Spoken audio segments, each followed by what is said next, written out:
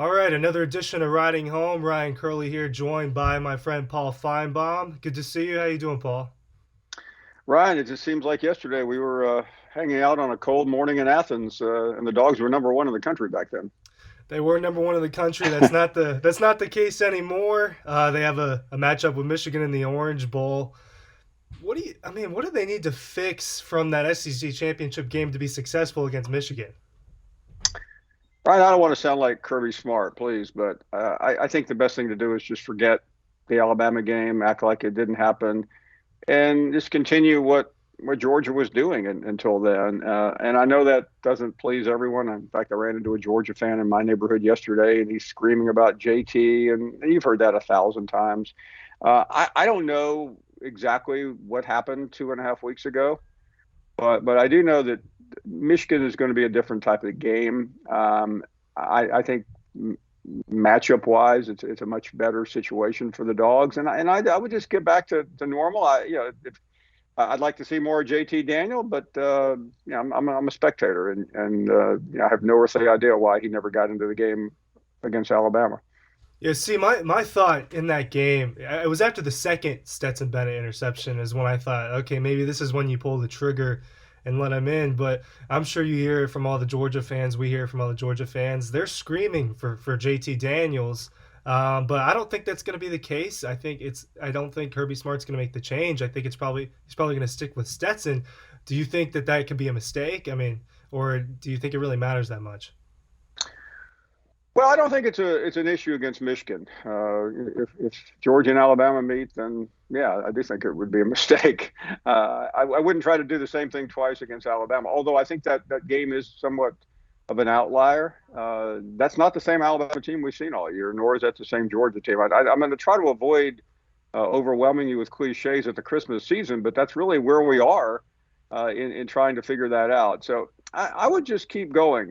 This was a great football team until we got to the Mercedes-Benz Stadium on 2 weeks ago Saturday, and I just think Kirby Smart has to try to figure it out. The Dan Lanning impact, I don't know what that will mean.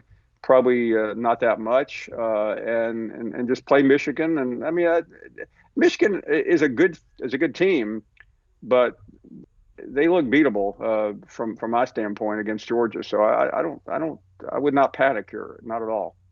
I think that the matchup favors Georgia in a much different way that the Alabama matchup did, and that Michigan loves to pound the football. They love creative running. They like to get it up the middle and on the edge. Do you think Georgia's defense is kind of catered towards stopping that? It's very different from Alabama's dynamic passing attack. Yeah, I think in the Alabama game, you went up against a quarterback who had been primed all year. He had come off his big moment against Auburn, and yeah, I've had people. I was in Tuscaloosa the other day, and people looked at me and go, "Yeah, why did you believe Georgia was going to win?" And the answer is because they've been the better team all year, and Alabama has been so erratic that it was hard to think Alabama could play that type of a game, considering they had not done it all year, and play that kind of game against the best team in the country when they had just played a C minus game against a very pedestrian team in Auburn. So I don't get hung up on all that stuff. I've had 1,000 people tell me, well, you should never go against Nick Saban. Well, okay, tell me something I don't know. I've been picking Nick Saban to win games for 10 straight years, but to me, I can't get lost on what went wrong in Atlanta. I just think that Georgia, if it plays well, and especially defensively, yeah, the thing that I've never been able to understand, and unlike a lot of your viewers, Ryan, I haven't gone back and studied the game. I'm moving on. But why did that vaunted Georgia defense? Why did that vaunted Georgia defensive line? Why were they unable to penetrate?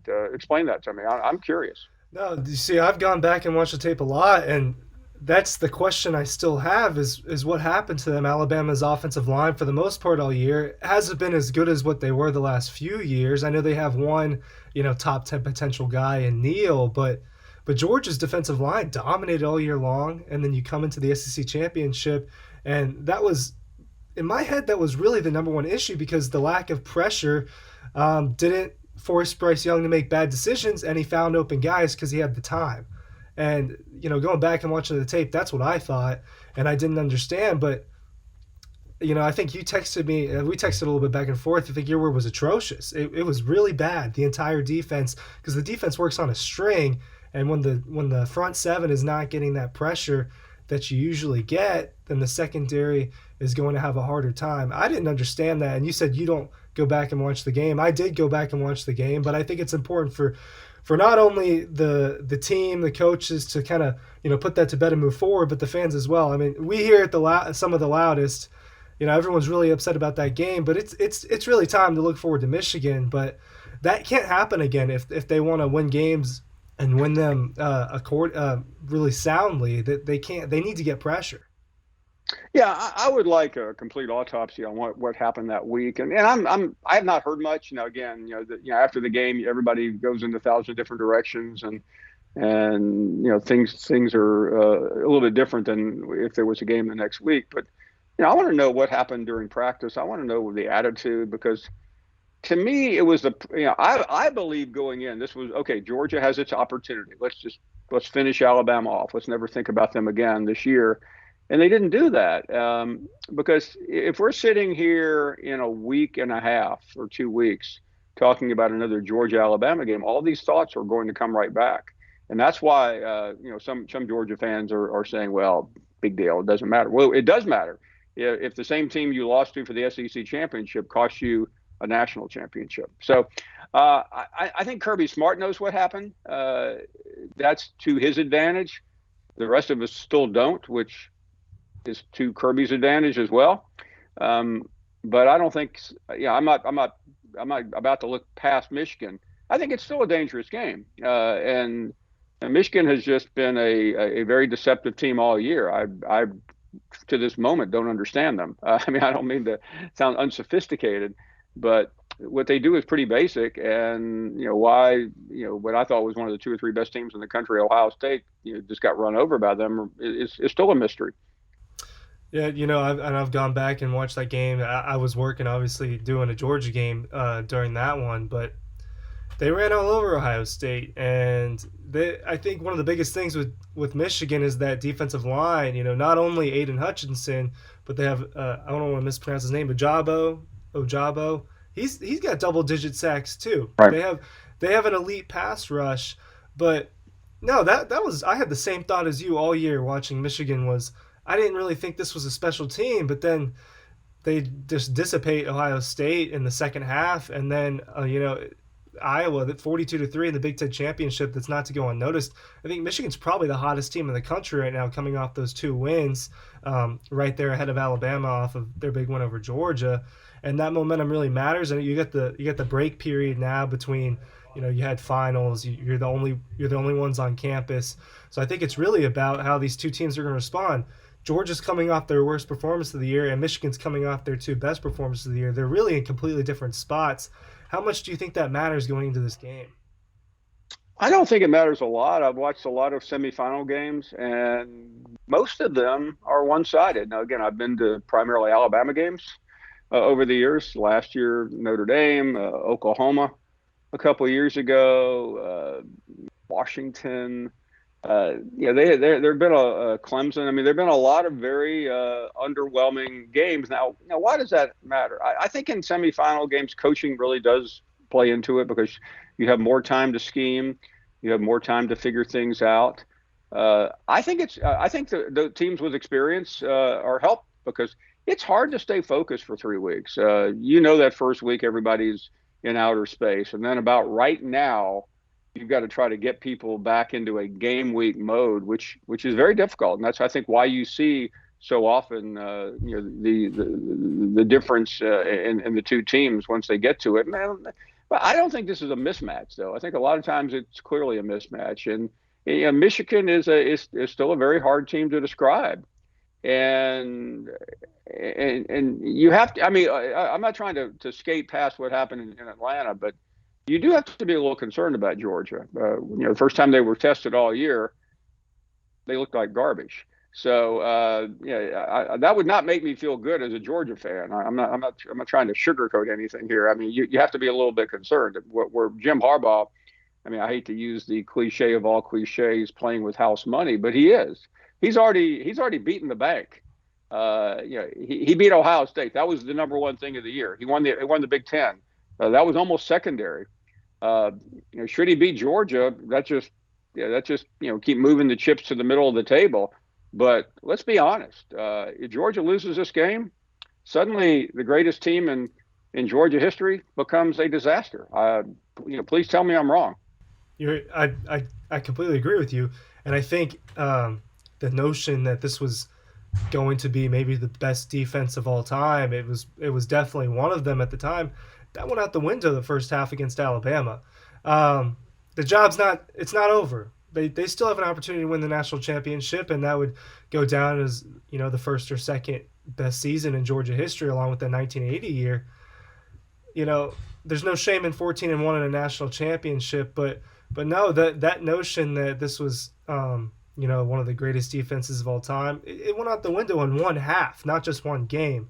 When you let Alabama put up 24 on you when no one scored more than 17 against you, the Yeah, vibe from right. Georgia fans right now is very skeptical, very Exactly. skeptical. And the Georgia fans love to hate. They love It's almost like they love to be angry at something. But you gotta look forward. What were you gonna say? I'm sorry, I cut you off. Yeah, no, no, I agree, and I think this is what this is all about. This is where we are right now, Ryan.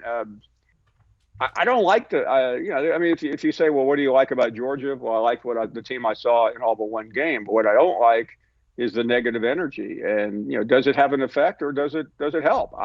Yeah, there's no way to know. I mean, this is a really weird position. I like Michigan's mentality a lot more than Georgia's right now. I mean, they're playing well. They lost one game, a game they totally blew, but they made up for that. Yeah, I mean, if we're sitting here on January 11th, getting ready to have a parade in Athens, and the Alabama game becomes somewhat of a Kirby played his ace card. He lulled Alabama to sleep. Whatever. I mean, just put in the cliche that's really incorrect, but you can always match it to the result later on. I know Kirby Smart pretty well. He wanted to beat Alabama. He wanted to get them off the chessboard, be done with them, and have a straight path to the national championship without having to see Nick Saban again. But now that's the least of his concerns. And I think in a lot of Georgia fans' mind, they're probably still trying to figure out, okay, what do we do wrong against Alabama? That, as you said, Ryan, doesn't matter. Yeah, gotta put it to bed. I want to bring this up because this was really interesting to me. We talked about attitudes. This kind of caught my eye. The Sunday after, so the next day after the SEC championship game, there was a kind of a teleconference deal with Harbaugh and Smart for the Orange Bowl. And Kirby, I probably the best mood I had seen him in weeks. I think the Florida game was the last time I saw him in that good of a mood. Right after he gets beat down by Alabama, maybe you know something we don't, but that was really interesting to me. He looked a lot happier. He was smiling, and that's not something you get out of Kirby Smart a lot. I don't know. What do you think about that?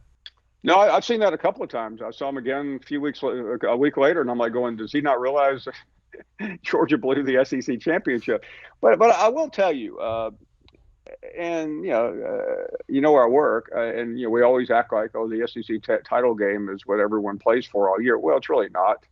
Uh, I, Georgia was the SEC champion in 2017. Does anybody really care? They lost, they lost the national championship in overtime to Alabama. I mean, so that there's a limit to how far that SEC banner can take you.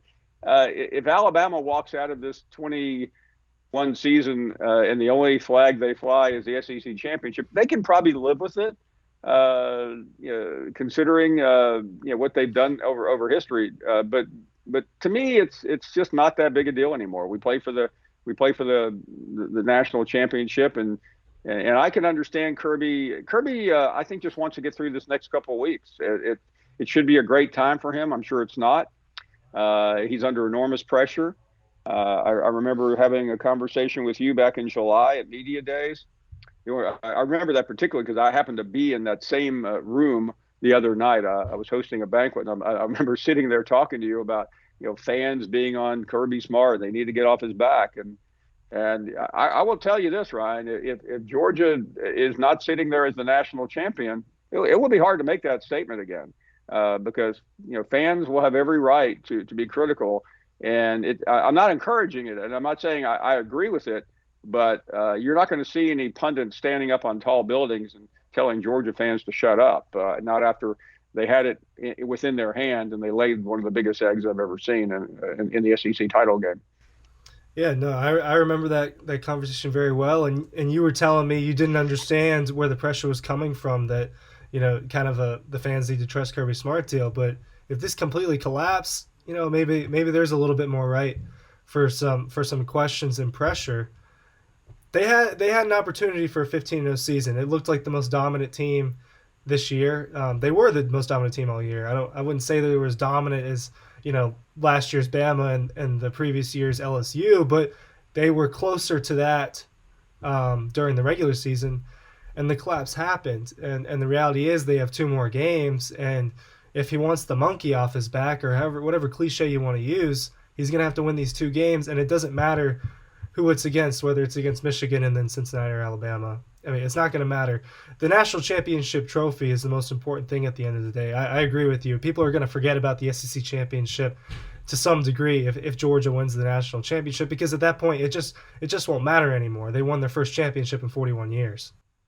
Yeah, and unfortunately for Kirby Smart, and I still feel the same way about him as a coach, he'll be tagged as somebody who can't manage the quarterback room, and that's the one thing that has haunted him, at least in the pundits village, since Justin Fields, and that will be thrown right back at him. I don't know what's going on with JT Daniels. I really don't. You probably have a much better feel for it than I do, being a few hundred miles away. But that if Georgia is not holding up the trophy in Indianapolis, that's going to be the story. Short of the fact that we find out that he was simply incapable of playing because of an injury. Yeah, well, my intel of late the last few weeks on JT Daniels has really just been that the continuity that Kirby Smart wants, and that Stetson's been playing just as good or better than him in practice, which is a little concerning if you're thinking about JT Daniels. Why, if everyone thinks he's the more talented quarterback, why is Stetson not playing in practice? Is it rust? Are you really not healthy? But now people are saying that he might have COVID. Those are the reports. I don't know if you've seen that. I have not. And listen, even if he does, not to sound like Anthony Fauci, the game's a week away. So we see a lot of NFL players. Aaron Rodgers had COVID a few weeks ago. He's still playing better than anybody in the NFL. Yeah, no, it's interesting to see if that's going to affect the game. If there is an outbreak with either team, how they're going to handle that. It's a different world we live in now with that. I mean, we've seen that across all sports with cancellations and everything. But I mean, do you even know how you think that affect the playoff? If one of the teams had an outbreak, they'd have to move everything, right? Yeah, I mean, obviously we went through this last year. This is a little bit different. We know the good news for both Alabama and Georgia is I would rank them among the most heavily vaccinated teams. I saw today where Michigan's getting everybody the booster shot. Well, that's not going to really do you much good. Next week, it takes 7 to 14 days for it to go into effect. It's better than nothing, I suppose. But yeah, I mean, it's going to be a factor. I don't have any doubt because of how widespread it is, and I fully expect some COVID issue to be a factor. I mean, even last year, 4 or 5 days before the national championship, there were rumors rampant that the game was going to have to be pushed back, and the Alabama side said, "We're playing the game on Monday night. Show up or else." Yeah. Well, listen, I'm not going to take up too much of your time. So, final thoughts. What do you think is going to happen in the playoff, both sides? Yeah, I'm going to play the chalk again. I like Alabama. I just can't. I don't buy Cincinnati as a team that can beat Alabama. And I think Georgia comes back and plays well. I believe the pressure may affect the focus. Maybe the focus was off going into Atlanta. It doesn't matter now. I just don't think Michigan is complete enough.